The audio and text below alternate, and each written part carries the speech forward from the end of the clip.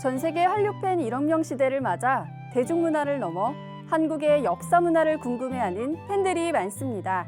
그래서 K 크리에이터가 되고 싶은 대학생 시청자분들이 상생방송 콘텐츠로 카디뉴스를 직접 제작해서 보내주셨는데요. 지금 만나보겠습니다.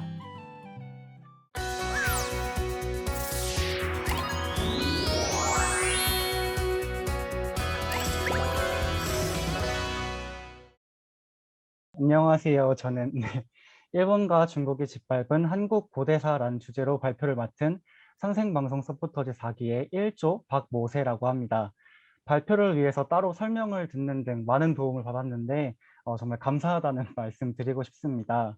이 주제에 대한 설명을 듣고 저는 정말 화가 나서 밤에 씩씩거리면서 이 컨텐츠를 만들었거든요. 네, 전달이 잘 되기를 바라면서 먼저 동화 한 편을 읽어드리면서 발표를 시작하도록 하겠습니다. 옛날 옛적에 그 어디보다 찬란하고 아름다운 백두 마을이 있었습니다. 백두 마을은 용맹한 정신과 뛰어난 능력으로 세상 모두가 놀랄 만한 위대한 마을이었습니다. 마을의 아름다운 풍습과 정신문화를 전수받은 마을들은 대대손손 살았는데 긴 시간이 흘러 위대한 마을 사람들의 후손들은 다른 땅으로 옮겨 다니며 또 다른 4개의 마을을 만들었습니다. 그 마을들도 역시 무척이나 대단한 마을이란 칭찬이 자자했습니다. 하지만 또 긴 시간이 흐르고 한 마을 사람들은 백두 마을 사람들에게 저주를 걸고야 말았습니다. 그 저주는 바로 기억을 잃게 만드는 저주였습니다. 결국 기억을 잃어버린 위대한 마을의 사람들은 과거의 찬란함을 잊은 채 다른 마을 사람들에게 괴롭힘을 받으며 힘든 나날들을 보내게 되었습니다. 그리고 저주를 거은 마을 사람들은 자신들이 과거의 위대한 마을의 사람들의 후손이라며 거짓말을 하기 시작했고, 정작 위대한 마을 사람들은 기억을 잃어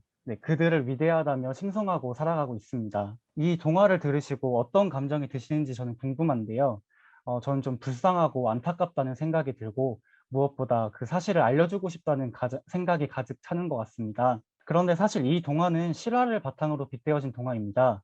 그것도 저주를 받아 기억을 잃은 위대한 마을은 바로 우리나라의 근원국이라는 사실이 정말 충격적입니다. 정확하게 말을 하자면 대한민국의 근원국이 되는 홍산 문명을 의미하는 것인데요. 홍산 문명이 우리나라의 근원국이 된다는 것의 증거가 되는 요소들은 다음과 같습니다. 다른 4대 문명보다도 빠른 홍산 문명의 유적과 우리나라에서 발견되는 유적의 형태가 상당히 유사하다고 합니다. 유사한 형태의 유적으로는 천원지방, 옥문화, 고물 숭상했다는 점 등등이 있습니다. 이 문명은 인류 창세 역사와 원형 문화의 종주국이라는 의의를 가지며 그 어떤 문명보다도 위대한 문명이라 볼 수 있을 것입니다. 여러분들은 9천년 동안 이어진 한국사의 흐름을 아시나요? 흔히들 알고 계시는 우리나라의 역사에는 부여, 고구려, 백제, 신라, 발해, 조선 등등이 있을 텐데요. 하지만 이전에 알려지지 않은 진실, 환국, 배달, 조선이 있습니다. 3301년 동안 7분의 환인이 다스렸던 환국, 1565년 동안 18분의 환웅천황이 통치한 배달국은 각각 대한민국 임시정부의 신흥무관학교 등 여러 곳에서 발견할 수 있으며 우리나라의 뿌리임을 알 수 있습니다. 그리고 단군 신화로 많이들 알고 계실 2096년의 역사를 지닌 단군 조선도 빼놓을 수 없겠는데요.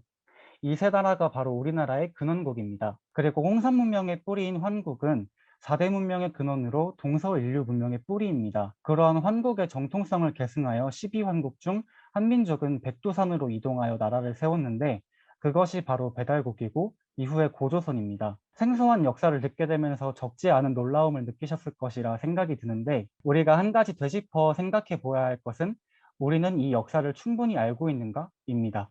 만약 알고 있으시다면 박수를 쳐드리고 싶고 모르고 있으시다고 하면 우리는 또 생각해야 합니다. 왜 모르는가? 여기에는 동화 속 저주를 건 마을, 바로 일본과 중국의 만행이 주를 이루고 있는데요. 순서대로 일본과 중국의 만행에 대해 알려드리도록 하겠습니다. 우리나라가 일본의 식민지로 있던 시기에 일왕은 조선사 편수회를 조직하고 조선의 역사 뿌리를 잘라내라는 특명을 내립니다. 조선사 편수회를 모르시는 분들을 위해 짧게 설명을 하자면 일제가 한국 역사를 일본의 통치 목적에 부합되도록 편찬하기 위해서 설치한 한국사 연구기관입니다. 그 뒤로 일본은 창씨개명, 신사참배 등을 실행했으며 우리나라의 역사가 담긴 사서 20여만 권을 압수하여 불태웠습니다. 이것만 해도 화가 잔뜩 나는데 조선사 편수회의 일원인 이나마시류는 삼국유사에 적힌 석유환국이라는 문장을 석유환인으로 조작을 합니다. 석유환국은 옛적에 환국이 있었다라는 환국의 존재를 증명하는 문장인데 석유환인으로 조작하여 옛적에 환인이 있었다라며 환국의 존재가 부정당하는 결과를 낳았습니다. 이에 따라 환웅도 단군도 모두 신화 속 인물사가 되어버리는 결과를 낳았습니다. 그래서 환인의 아들인 환웅이 웅녀와 결혼하여 낳은 자식인 단군이라는 배경인 단군 신화로 알려진 것이죠. 우리는 우리의 역사를 그저 신화로 받아들이게 된 것입니다. 이런 과정으로 환국, 배달국, 조선이라는 7,000년의 역사는 신빙성이 없는 신화로 전락되었고 우리는 그 7,000년의 역사를 잃어버린 것입니다. 이렇게 우리나라의 역사를 조작한 일본과 마찬가지로 중국도 우리나라의 역사를 조작하고 훔치는 만행을 저질렀습니다. 사실 1985년 중국 문화부장 주무츠는 당 최고 지도회의에서 홍산 문명은 한국의 것이다. 한민족이 존재하는 한 우리 중국인들은 한국인의 후손이 된다. 더 이상 숨길 수 없는 홍산 문화를 세계 고고학계에 밝혀야 한다. 중국 문화는 복합 문화라는 주장을 함으로써 세계 사학계의 새로운 전략으로 임해야 함을 선언한다. 라고 연설을 한 바 있습니다. 이 발언을 통해서 증명된 사실으로는 홍산 문명은 한국의 것이라는 사실과 중국도 그것을 알고 있음이라는 사실입니다. 그러나 중국은 한국인의 후손이 되기 싫었습니다. 그래서 중국이 먼저 홍산 문화를 세계 고고학계의 자기네의 나라 역사라고 밝히자는 생각을 하고 실천까지 해버립니다.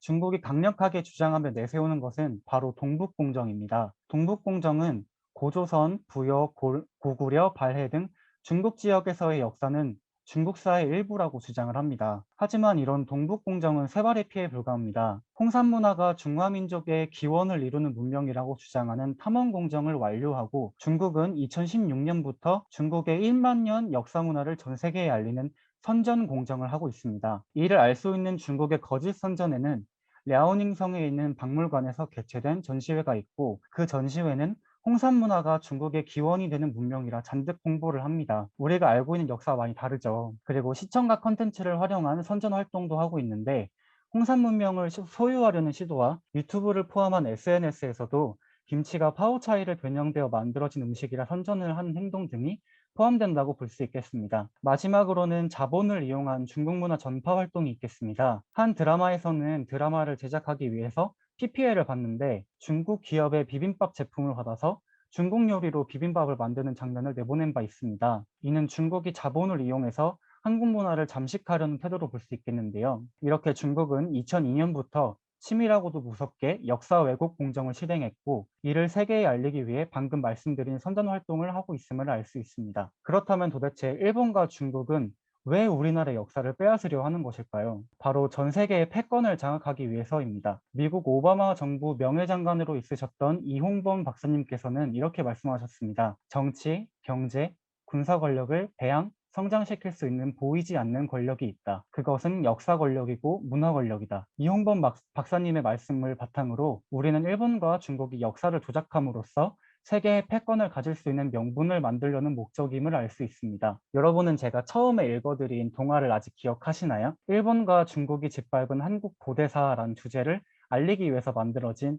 누가 봐도 제가 만든 그런 동화인데요. 위대한 마을 사람들의 후손인 우리에게는 용맹한 정신과 뛰어난 능력이 있기 때문에 이러한 진실을 알리고 아직 끝나지 않은 동화의 이야기를 진실되게 기록하기 위해 노력해야 합니다. 지금까지 일본과 중국이 짓밟은 한국 고대사라는 주제로 발표한 사기 박모세였습니다. 감사합니다.